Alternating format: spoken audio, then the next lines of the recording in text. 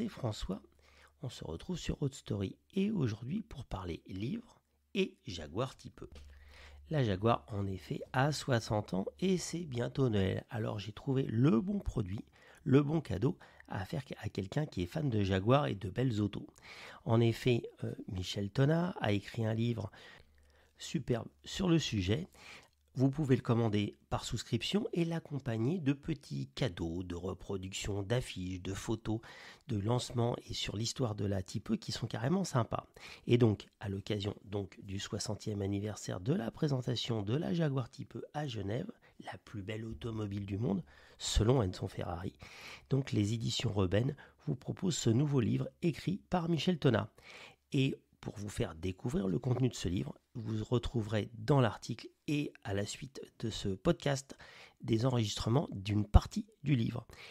Et vous avez le lien direct dans le descriptif de ce podcast pour aller sur KissKissBankBank et souscrire à une des offres pour acheter ce super bouquin. Place à l'histoire de la Type E. Tout du moins, une des histoires. 150 miles per hour. Qui va faire ça ? 2 semaines avant le salon de Genève, la Type E, la nouvelle, l'inconnue, est confiée en primeur aux 2 magazines anglais les plus influents, Autocar et Motor, afin d'obtenir des papiers enthousiastes en plein salon. Le coupé 9600 HP aurait été confié, c'est son immatriculation, à Autocar pour attester de la fameuse VMAX, 150 miles per hour, soit 240 km/h, qui est bien sûr imprimée de toutes les façons sur toutes les brochures de présentation de la nouvelle Type E. Le Graal sera atteint en février 61 sur une toute nouvelle extension de l'autoroute Anvers-Herentals, ne menant nulle part. Ce n'est pas tout à fait une Type E de série qui est utilisée. Son moteur est une version compétition approchant les 300 chevaux SAE et les modifications de carrosserie abondent.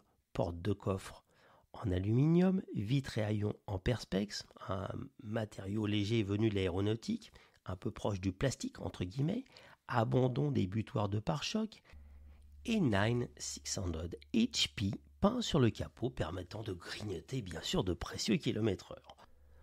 En outre, de l'essence à indice d'octane 100 sera utilisée ainsi que des pneus optionnels compétition, Dunlop R5, les gommes de série ne pouvant tolérer plus de 120 miles per hour.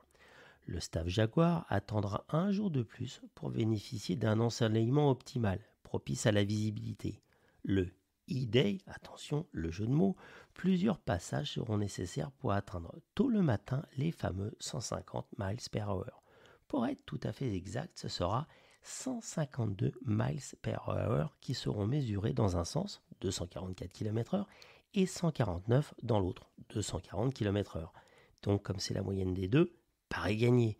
Le Roadster 77 RV, l'immatriculation de la 2e Type E produite, dépourvu de tout badge Jaguar et lui aussi doté d'un moteur boosté et des fameux pneus, sera confié au magazine The Motor pour un essai en Italie. Il sera mesuré à 149 miles per hour sur l'autoroute Milan-Bologne. Ces 2 essais sur des pré-séries permettront de remonter à l'usine toute une série de défauts. Freins, surchauffe, tenue des pièces de carrosserie à très haute vitesse par exemple.